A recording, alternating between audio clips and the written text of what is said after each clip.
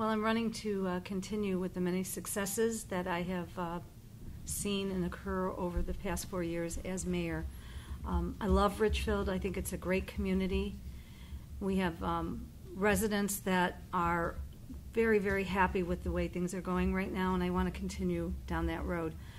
Since I've been mayor, I've brought some fun things to the community as well as all of the important aspects that have to go on. Our safety services, I feel, have been enhanced. We work hard on keeping the businesses that are in town there. So I work with our planning and zoning director on economic development. We've been able to retain companies and grow more jobs. We have over 100 new jobs this year. And what that does is it enhances all of our services that we offer to our residents. So there are other things that we've done, such as Alice, which is something we've implemented in the schools through our police and fire department. I've also put out newsletters, and I think that's really important that the residents have an opportunity to not only read what's in the local paper, but to get it right directly from the mayor's office. So we have an online newsletter. We have a paper newsletter, which I brought copies of here. And we just continue to work hard to make sure that the quality of life stays a great quality of life. Our finances are in good shape. We have about a $10.4 million carryover fund balances. We work hard with the finance director on that and council. You know, council is integral in all that we do. And I think the residents have seen that, and they're happy with what's going on with Richfield. We've been named #1 suburb by Northeast Ohio, Cleveland Magazine twice now, the last 2 years, 13 and 14. And it speaks volumes for what we do in Richfield. So I think we're in a good place, and I'd like to continue seeing us go forward. One real quick question. You say you had a $10.4 million carryover. Right. What exactly? It's in different funds. We put $300,000 aside in 2014 so that we'd have that carryover, but we've built up all of our different fund balances. So is this a surplus? Yeah, it's a surplus, but it's not. It's they're in funds. So if we needed to do something in our sewer department, we have money built up in that sewer fund. Something with water, we have money built up there. Sidewalk fund, So, yeah, fire truck fund, $10.4 million. Mr. Lyons? Okay, thanks. Well, I'm running for mayor because I've been involved in the government in Richfield for about 28 years now. And we have a good, strong tradition in Richfield of, I think, good leadership. And I feel that we need to, in the leadership, we need to be thinking long-term and not just short-term. I think we've had a little bit of a lack of that kind of comprehensive type of thinking on long-term issues. We benefited from a great deal of insightful long-term planning for many years, going back to the 80s when the leaders put away money for a sewer system.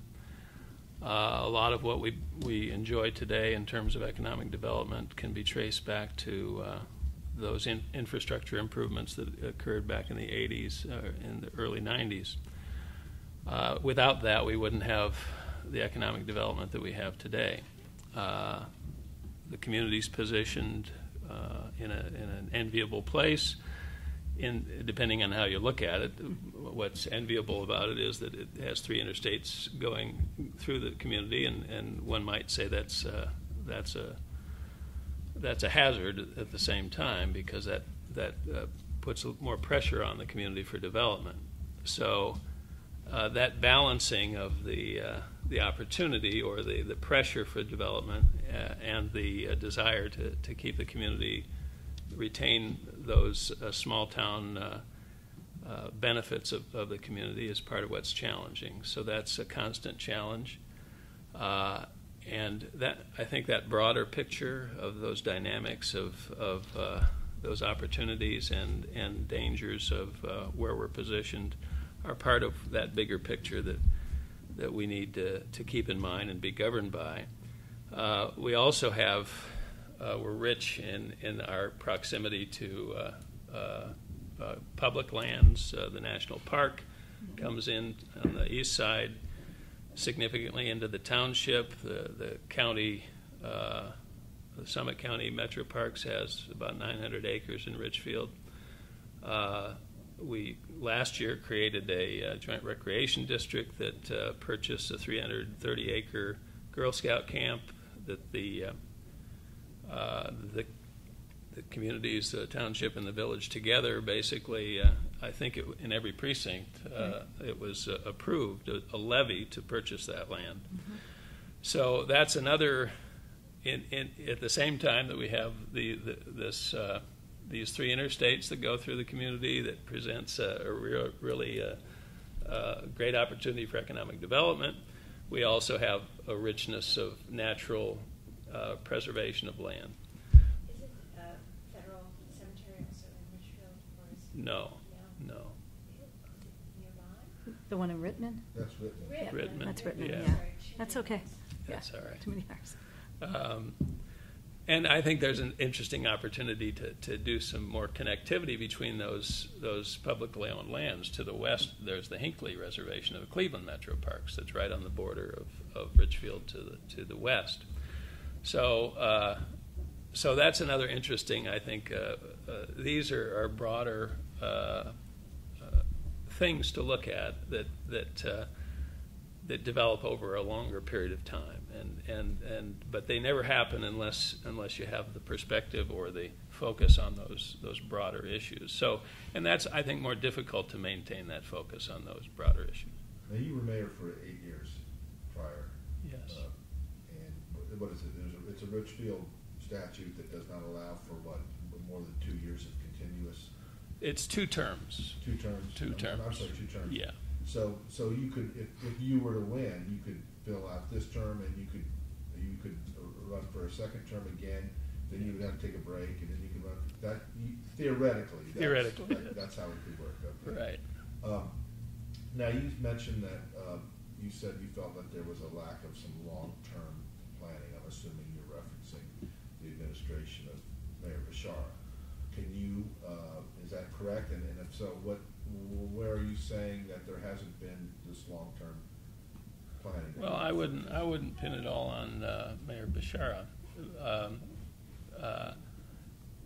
I think council in its current configuration probably has not had the quality of that kind of broader perspective. You're on that council, though. I am, yes, and but well, I'm of course I don't like to characterize others or criticize others. I don't like to do that. And my point is more that I bring, I think, a more significant level of that kind of perspective, just by personal perspective and the breadth of my knowledge of how government works. I think I have a greater capacity for that, and I wouldn't be, and the leadership that's needed for that. I do think that the administration. I was on council for many years before I was mayor. I was on council for 14 years before I was mayor. And during that period, I'd say I sometimes was frustrated by the lack of the flow of information to council to make critical decisions. And that's not an easy thing to do, I think. Both the financial issues and the decisions about long-term priorities, short-term priorities, all those things. It's very challenging to do that, and I was very supportive of the mayors that I served under as a councilman at that time, but I was frustrated at times. So, and when I became mayor, I made a point of trying to wrestle the finances into a form that it was more easily understood, and I think I was pretty successful in doing that. So specifically, where do you think you would make a difference if you became mayor again? Well, I think I would specifically. In what issues? Well, specifically in the area of the financial analysis needed for council to make decisions regarding expenditures and priorities, and I think that specifically, I'm not sure I could point. I can't think of right at the moment a specific issue, but part of the reason for that is that our discussions have been rather fragmented, because it's my view that we haven't really pulled together the information so that our discussions can get us to more of a broader set of priorities. What kind of financial issue specifically are you talking about here? I mean, well, okay, what do we have? We have the bulk of our budget goes to police, fire, service, the services that we provide the community. Those are fairly well set. The increases in those areas are due to inflationary increases principally. We haven't had significant differences in personnel levels, so those are fairly fixed financial issues. It's capital expenditures and planning for some improvements. We've had some planning for recreational improvements that we've done in the past, and we haven't really executed on those. We've had some discussion about it. In fairness, we've had the 2008 financial crisis hit us like every other community, and at this point, we probably have just now come back to the income tax levels that we had at that time. So there's something you wanted to build that you didn't? Yes. That being not a recreation facility, yeah. but we have land connected with the village property that we had developed some planning to build some to do some recreation facilities there that could be stepped in on a gradual basis. Okay. So I think we could begin to execute on that. Mayor, what's he? You know what he's referencing here? Yeah, I do. Actually, our service director right now is working with our engineer on assessing what would the cost be to construct this road that would lead into where more recreation will go. And as Mike said, not necessarily a recreational center, but I proposed this year that we get a tennis court and a basketball court into our community, and I had proposed it on a different piece of property, one that's on Route 303, which is more visible. However, after meeting with the park board and council, we decided let's go back to this plan and let's see what we can do back there. And so our discussions have been centered on that, and the engineer is going to come back with us very shortly. Back to the property that he was referencing. Right. How much property is that? Gosh, how much is left there? There was 70. I would say a total of. Did you say about a total of 78? I can't remember exactly, but we do have a walking trail. It's called the Carter Pedigo Trail, and under my administration, I saw the project become completed. It did start in Mike's administration. I've been on council with Mike for a long time. We've known each other. We started out in baseball together, so we've known each other a long time. But coaching or no, kids no, we were on the other side. We were doing all the getting the league together. Oh, okay. Yeah. Actually, I tried to coach, but I wasn't very good at it. But anyway, back to the village of Richfield's issues. So what we need to do, and I know what Mike is saying about long-term planning, and I think that we do continue to plan for the future. We have a comprehensive land use plan. It's 2007 through 2020 land use plan. We've taken our subdivision regulations. We're recently reworking those because everything has to be reworked. So I understand about long-term planning. I just want to make sure that what we plan, we now follow through with, and we do these things. And so that's what I've done in my administration. I've taken on some of these projects, and I want to continue going that way. For example, getting an engineer's estimate on what the road is going to cost.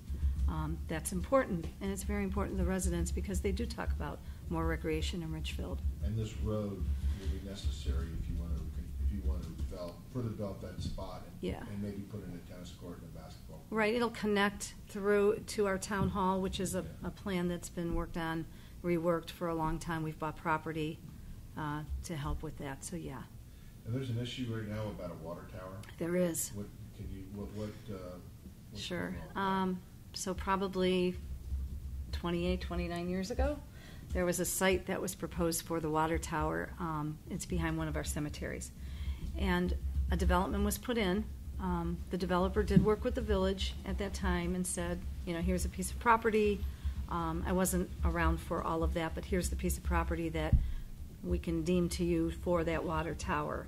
The residents that moved in there were told about it at that time, but now in the future, as more and more people have moved in and purchased homes back there, some of them were very surprised about the water tower. So all of council, myself, council, our service director, we've been working with Cleveland Water to maybe find a different spot for it.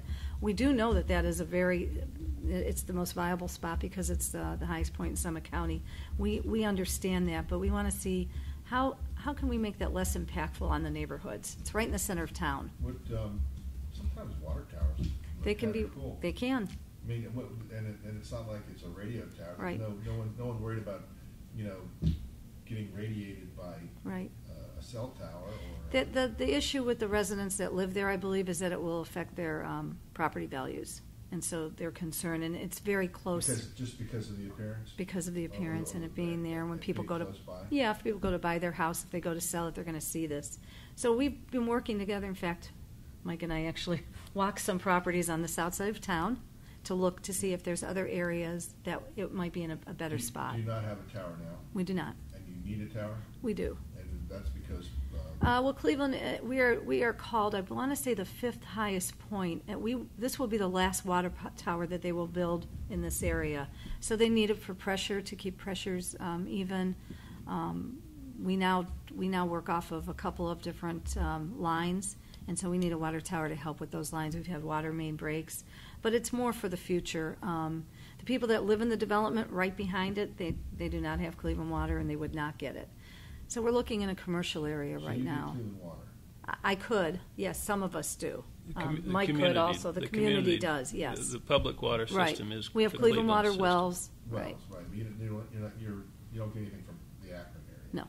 And so if you get Cleveland Water, you pay the Cleveland Water bill like all the other suburbs. Correct. So with this, and who wants to put this tower in? Is this something that Cleveland. that Richfield wants, or the Cleveland Water Department feels? So Cleveland Water wants to put it in, but we also know that the water tower is important for the center of town and for development, for the businesses that are there, and for some future development. So in other words, their water service will improve with Absolutely. this water tower in Richfield. Yes. How will it improve? They'll have pressure, Better pressure. better pressure. I think what it is as the customer base for the water increases, they will need something Right. to maintain the pressure. I mean, Yeah. a Right. lot of rural areas need these. Yes. The, Well, Right. it won't No, just you're be right. Richfield, there'll be other communities around that will benefit from this too, I suspect. It will help. Cleveland has indicated to me, and recently when I just met with Alex again, Cleveland has indicated that they are saying that this is for Richfield. But we know that it's to help all around, and we're here to help. It's part of what, it's part of the grid. Is your view on this differ from the mayor's? Actually, no. We both worked pretty hard on trying to find some alternative locations that are viable, Right. and I think we would all prefer to see it in the commercial industrial area if it can be worked out. And there is a spot that There is a spot. appears that it would create the same pressure. They could get the same height of the tower, which is the critical thing. Right. But it would not be in the center of the historic part of town, and it wouldn't be very close to any residential areas. It would still be it'd be more visible probably. So it's been a dilemma, but I think we've both worked hard on trying to find an alternative solution. So Right. it's a tough We're going to issue. keep working on that together, no Yeah, matter what. Sure. Yeah. And also, Mayor, another issue that came up in both of your questionnaires, you talk about the extension of sewer to the Briarwood area. Mhm. Mayor, can you talk a little bit about that issue, and is there a difference of opinion between the two of you on that? I don't think so. Probably not. Probably not. There's a development in Richfield called Briarwood, and they are serviced by a private sewer company. It was water and sewer, and under Mike's administration, when he was mayor and I was on council, we were able to get Cleveland Water up there. So now it's owned by Water and Sewer LLC, water and sewer.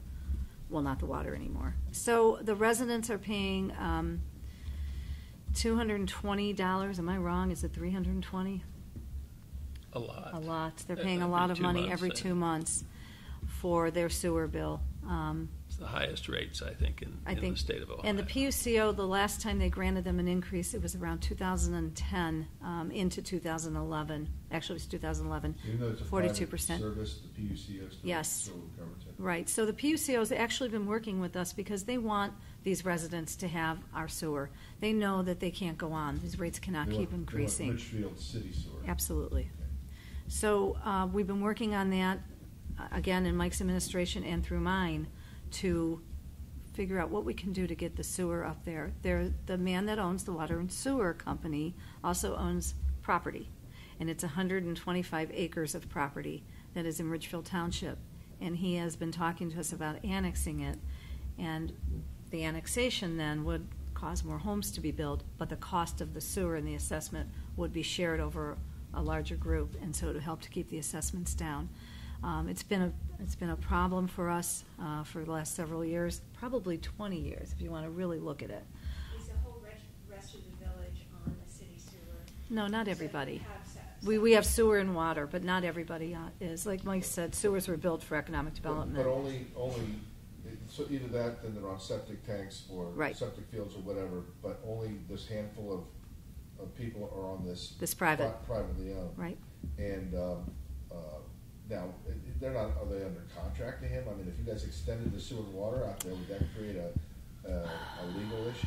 Well, that's what we're working through right now with legal. So he wants maybe, if you're gonna do that, we he do- wants you to give him Right. something with his property. If he would like to annex his property into the village so that he could have these homes built there, sell to a developer, they could build the homes, share in the cost, we'd build the sewer line, and he would abandon his private company.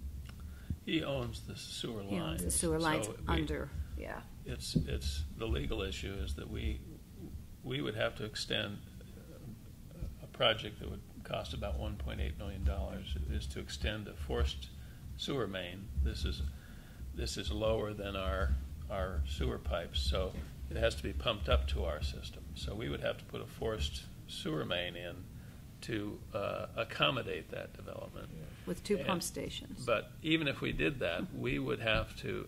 We do not own those lines, so the collection lines from all the residents there. So we can't simply build this and then take over their operation. That's a dilemma or an obstacle to a resolution.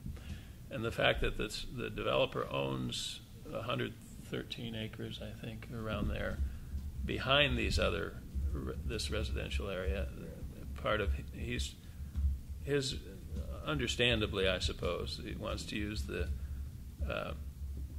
ownership of that system and the position that those people are in. It becomes an item of leverage for him to try to get the approval of the kind of development he wants to build back there. Absolutely. Pardon me for being very cynical about what you're saying, having not known about this before, but it sounds like a rather dandy scheme if you're a developer to get your camel's nose under the tent, if you will. You're building a certain small number of houses in the village. You're creating a sewer system for them. The history. Yeah. There is a history. You want for that, and now you have them over their barrel where they need the city sewer. So now the village has to extend its sewer, and now his leverage is this annexation piece so that he can build more homes. Right, because he owns those sewer lines directly in that development. It is a But he can't real charge problem. whatever he wants. No, we have an It's assessment process, and we've already worked through that. We have many lists of what if the village helps out and puts Well, $300,000 in. The PUCO rates are Right. governed, but there's assessment. they have some limitations on their authority. Right. They have to allow for his expenses and then some kind of profit for that operation. It's a small operation and an expensive operation. And they do not want to extend. They do not want to give him any more rate increases. We've had really frank discussions with them because they know that these people can't afford it. And is he in agreement that they should have that he's not going to raise rates any further? No, Well, we haven't had a conversation recently. Yeah. No, And there's there's but no. nothing that says you have to annex his property either. That's correct. We No, could build it, no. but then we still. There's nothing that says he has to turn his lines over Right, to us. that's the problem. We have, the lines will cost about we think the project will go up about another $1 million if we build lines under that development. But We if you don't prefer annex it, you're under no obligation to extend those lines to that property. to his new property? Yeah. That's correct. And if you do annex it, then you are under some obligation. We're not, We're not under, No, but we're not under an we obligation. spread the cost out. Would the township have to agree to this annexation? How- Oh, that's interesting. There's two types of annexations. There's a type 1 and a type 2, and the type 2 is it's expedited annexations. They don't have to agree to it, but they will still be able to collect some property taxes, and the village will be taking care of the actual properties. How many residents is this affecting? How many people is that? 78 78 homes back there, homes. right? What's When was this built? Oh, boy, It started in the 80s? early 80s, I think Yeah. even the late 70s. right. And part of the history of this, the current owners of that property and the system did not install it originally. And it was all in the township originally. Oh, okay. So it all happened in the township. Then and there was litigation in the Township town. as opposed to the village? Yes. The township Exactly. being, Richfield Richfield Township. Township. which is totally separate It's, municipality. it's not a municipality. It's a township. It's a township. Well, Yes. Okay. So this is how it is. The townships on either side of the village were right in the middle. We split it, Okay. So which is interesting in itself. And there was a lawsuit in the 80s because the township you had the development of the existing houses in the late 70s, early 80s, and probably through the 80s. And then a proposal for a development in the back 113 acres, maybe 113 to 120 acres, and they wanted to put apartments in there and all kinds of things, and the township wouldn't permit it. And then they filed a federal lawsuit, and the federal judge kind of laid out what they had to do. And they've been fighting with the township about that ever since that, and I think that was about the mid-'80s. And when did the property change hands? I'm thinking about maybe 15 or 20 years ago. Yeah, So at in the least. midst of this legal battle, basically. Yeah. Okay. The people who owned it decided, and I think the court order was somewhat impractical anyway. And since then, also township subdivision regulations have been changed. So a lot of things have happened through the years that have made it difficult. So the history is a little complex. It's a bit like a chess game of sorts. You might compare it to. And the unfortunate thing is the people who live there are kind of the pawns in that. But this was created. The history of how it's created has some relevance, but the problem Where that we go exists from now now, is that people let's get are in this a taken tough care of. spot. Right. But the owner of the sewer system bought the sewer system. Yes, and the land. And the And land. the land, and bought it from the township? No, Or no. The prior From the prior prior owner. developer. prior Right. developer. Okay, so it's always been in private hands. Yes. Yes. And what is the value of the average value of those 78 homes? We just saw that. That was just the condo Yeah, the units. counties. I'd say They're probably selling like a 175, Okay, so 160. these aren't necessarily big estates, No. lots of land. No, No. and there's These condos are also. fairly small Right. tracts. Yes. Yeah. they are. And Yeah. it's a beautiful development. It's a small development, and they're just tired of it, and they want us to be able to come up to a conclusion.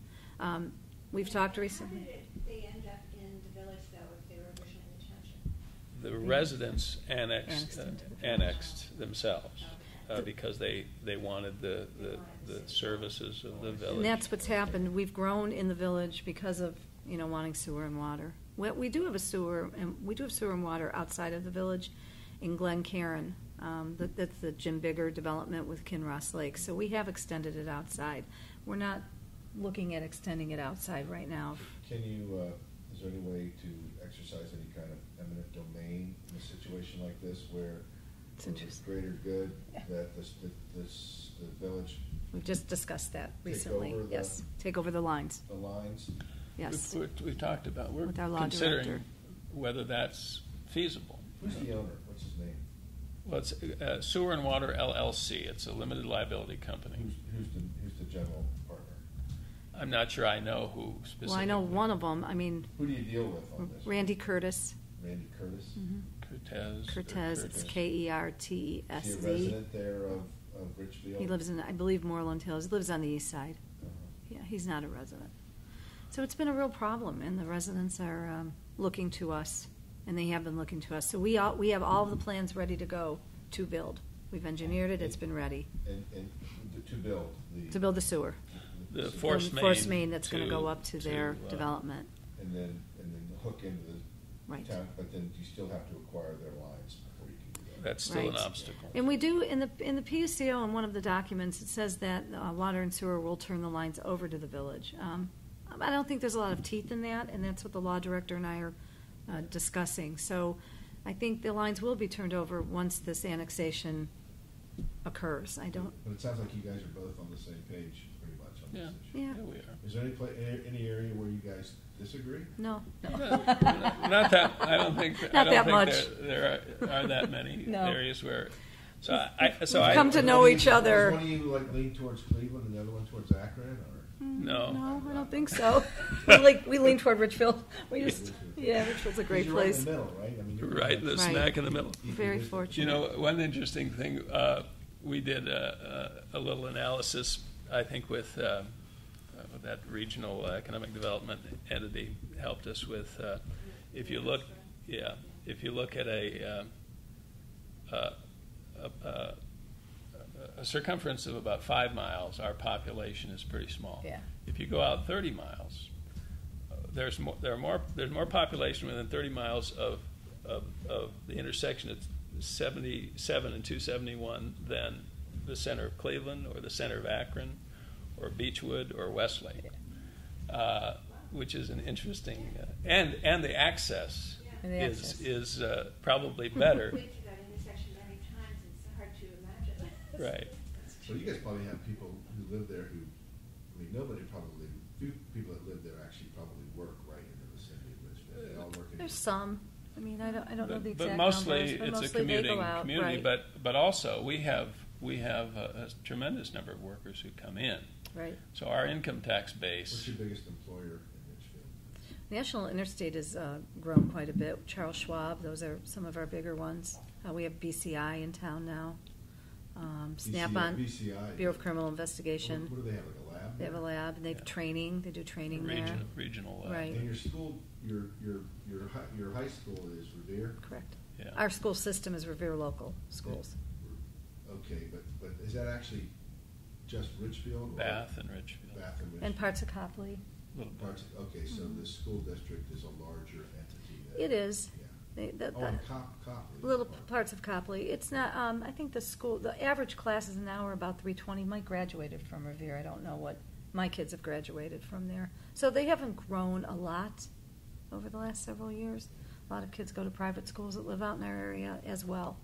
Is the mayor's job a full-time job? It's not designated part-time or full-time, but it takes as many hours as I need. So yes, I consider it a full-time position. I was looking I know. at Mr. Lyons' resume and I don't know what he said. his data sheet, and it indicates. I mean, reading between the lines, it looks like you didn't have a full-time job when you were mayor. Is that other than being mayor? Well, the first 4 years, I was also law director in the city of Norton. In Norton. And But that was a that job. no, it was not. Okay. Sometimes it was, if you know the politics of the city of Norton. Anyway, but actually it got to be a little too much to do both, and I got involved in a lot of the mayor's associations and that sort of thing. So it got to be too much, and it really required that I step away from that law director position. Do you have a private practice too?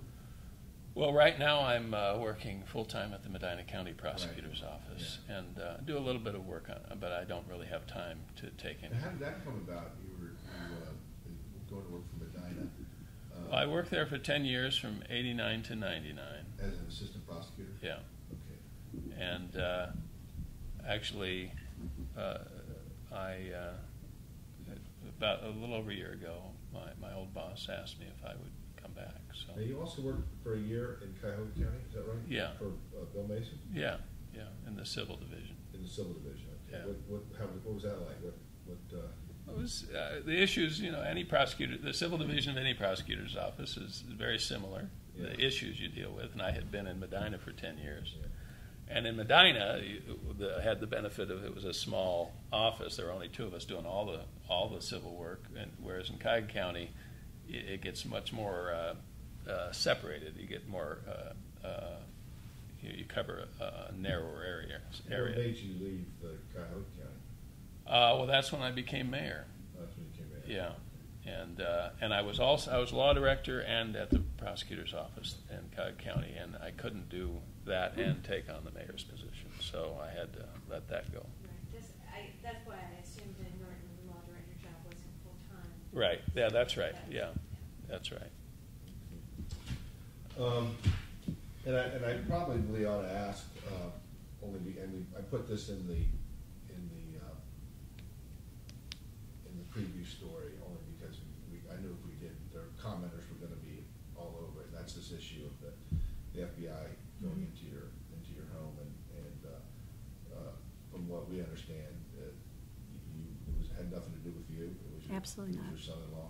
Correct. Is there anything? Do you feel like this is in any way going to affect your my job? candidacy? No, I don't think it will. I have a proven record as mayor, and I have a daughter that's in a lot of pain, and I'm trying to help her get through it. But as far as my job, the job goes on. I'm able to continue on as mayor. I'm able to continue my campaign, and I work very hard at that. And it's a private matter, and I'm doing the best to take care of my daughter right now. Mike, is there anything That's she's feel right. it's an issue? No, it's not. It's she's correct. It's not an issue for this campaign. Thanks, Mike. John, is there anything you want to? Yeah, I was going to ask to elaborate a little bit. We talked earlier, you mentioned the rankings in the Cleveland magazine. Richfield has been getting attention recently as a very desirable place to live. That being said, what role can the city play in kind of sort of mitigating, or that's not the right word, influencing how development takes place in the city? Because I'm sure there's been plenty of stories of nice suburbs that have, gone awry once the word got out. I know. We talk about that. We'll probably. Kiss of death. We've talked about that. Yeah, we this do. Is and quite honestly, I actually brought you. I think at least one year when I was mayor, we got that designation too, which I think that designation in itself is is suspicious. I don't know what facts they use to even designate that, but certainly we both agree that Richfield's a very fine place. And I've often said that if Richfield were like like Avon or the communities in just over the border in Lorain County, and it's farmland and it's flat and it's easy to put in tracts of houses, we probably already would have been overwhelmed. But in part because of the terrain in Richfield, it's some of the most. It's probably hilly. We have the highest point in Summit County, and we probably have close to the lowest point in Summit County. So that physical set of characteristics, I think, has been a limitation on development. So we're fortunate in that regard too. Our population in 1970 was about 3,300. The last census in 2010, we were 3,648. So that tells you the average growth has been 10 houses a year. And I remember a few years ago, I was sitting next to the mayor from one of the communities in eastern Lorain County. I was just asking him, well, how many housing starts did you have? He said, well, last year we had 250, but the year before we had over 300. So it took us 30 years to get what they had in 1 year, and it has not changed. So if you talked about Avon, I think that they're just in a category of their own as far as that goes. Yes, and I can't think of the other community. I was talking to the mayor. It was I just can't remember the name, but it wasn't Avon. It was a little south of Avon.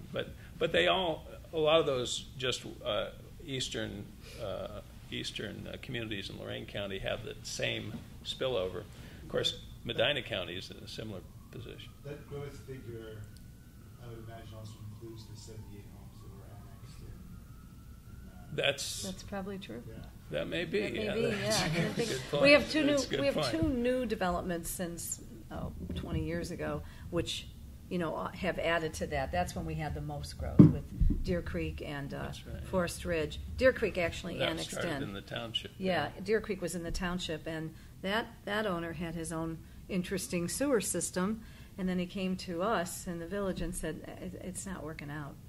What can we do?" And so we annexed them, extended sewer, and now that's part of our community. And zoning's also, I'm sure Mike would get on that as well. Zoning's another reason why our growth is slower, because we've been very careful with our zoning, and we put good people on our zoning commission, and we hired a planning and zoning director who's also a planner. So all of that works together in keeping our semi-rural community the way it is. What about the opportunity to, take advantage of the position, as it seems like has been done, and grow the amount of office space that's in Richfield? It seems like that's actually maybe grown more than residential Right. square footage you guys. It is a good tool for economic development. I mean, there have been people that have come to us and saying, "Hey, we'd like to look at Richfield. We've heard about what a great community it is." So I think it has really helped us with economic development. It'd be nice if I could speak today. We also have, and I became, when I was mayor, I became involved in some regional planning issues, and we did some analysis with the Northeast Ohio Mayors Association. We did some analysis of the relative tax base of communities in all of Northeast Ohio, and Richfield is probably in the top 4% of what I call tax capacity, which is your Income level? Your not income level, but your tax your tax base What you pay. as a function of your population. Oh. So we have probably 80% of our income tax resource comes from people who don't live in Richfield, Correct. but they work in Richfield. Oh, really? And Yes. so we don't have any levies, any real estate tax levies to fund services, because we can fund it all out of Right. income tax. It's good to be the mayor in Richfield. It is. It It's a is. good place. It is. It is. In fact, if I could piggyback on that, we did an analysis where I think if the income tax was taken away from us, only out of 8.7 million, only 336,000 would come back from residents in the village. So that tax base is very important to us that we keep it going. Yeah. But at the same time, it puts us in a position of not having to be anxious about attracting every kind of development that comes along, because as a community, Right. we don't have to kind of be anxious about that. And be selective. We We can are. be selective. We scrutinize. and we have been selective. And I Absolutely. think that prevents us from just having an onslaught of rapid development. And so achieving that balance of development and the quality of that development is really part of the challenge, but we've I think done done pretty it. well with it. Yeah. It's fair to say that there's a lot of pretty diverse income levels in Richfield. I mean, or is it primarily on the upper income side? I think it's higher now, but there's still diversity. I mean, there's still some areas where The income newer isn't as- developments yeah. have been That's where it would be been higher. a higher Right. Higher income. higher yes. income, and so the older part of the community, and I would include myself in And that. myself. Yeah, we there's been a bit of a shift, but we still have that older part of the community and the newer part of the community. It's a pretty nice broad range of income levels. With that, what you were talking about earlier, I imagine with the 80% of income coming from people outside the area, is the inverse true, or the majority of people who live in Richfield employed elsewhere? Majority, Right. I'd say it might be a similar Yeah, percentage. probably is. I don't know for sure, but probably is a similar percentage. They work in Cleveland, Akron, all around. So. I wanted earlier you were talking about the carryover balance, and I think we have a fund balance. Right, that's what of $10 million. I said a fund balance in there, and you mentioned carryover. Well, you had said carryover. Yeah. It's But 10.4 million fund balance. Fund balance, Right. but the carryover balance is probably somewhere between 2 and 3 million. Right. So it's about maybe 25 to 28% of our annual budget. But the fund balance is what we've got sitting in the bank. But that's just a kind of carrying amount. But it's when you look at the budget of what comes in, what goes out, and what's left at the end of the year, it's more between 2 and 3 million. And we do have capital projects that are funded heavier some years, and not as much in. Last year, I think we funded almost $3 million. So it just depends on what's going on and what you need to do. And we do have, when Mike was talking about planning, we do have a capital program. In fact, our service director gets together with our other directors, and they go over the capital wants and needs. And some years, council will fund most of what everybody wants or needs, but other years we have to carry it over. So we do work hard to, watch what we buy. We know that we're very, very on top of the fact that we have income tax money coming in, and we need to be mindful of that always. Well, I think that probably ought to do it. One real quick question. You are a councilman right now. You were elected as such in 2014. 13? 13. It was 13. So your term expires when? 2 years. I have 2 more years on my so council term. 2016, 2017. At the end of 2017, you'll expire. Yes. And the term of mayor is a 4-year. 2 4-years. Two 4-year terms. Right. Yeah. And then, right. Each term is 4 And years. by council, you can run for council as often as you want. Same No, as same as no, mayor. same. You have to sit out. Oh, you got to sit out. Yeah, and then Yes. come back, and Yeah. we all tend to do that. So you're on your first. You're on your first term of this latest. Yes, the latest. This latest term. Yes, Latest term, yes, okay. All right. yes. Well, okay. Let's just wrap it up. Take 2 minutes just to make a final statement. And since we started with the mayor, this time we'll start with you. Okay. Well, I think you can see from our conversation that the issues that Richfield faces are not short-term issues. I think we're in pretty good shape on the short term, and that's where my argument is that why it's even more important to really be thinking in these broad terms. We have the luxury of thinking in broad terms in a more long-range way. As you can see, there are lots of things we agree on, and we worked together for a long time. I do think that I have the greater capacity to bring that broader perspective to bear on the things that we confront as a community. So that's really what I would distinguish myself on in this. I don't think there are specific short-term things that we have great disagreement on. So I think that's the essential thing that I would say is why I'm put my name in and why I think I should be favored for it. All right. Thank you. Mayor? Well, I believe I brought a sense of community back to the mayor's position. I reach out to the residents. They know that I'm available 24/7. Anytime they need me, I'm there to help answer questions. I can't always give them the answers that they need, but I can certainly put them in the right direction.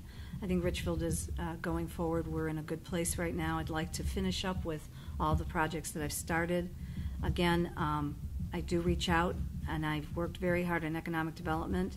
I work hard with planning and zoning for these future projects.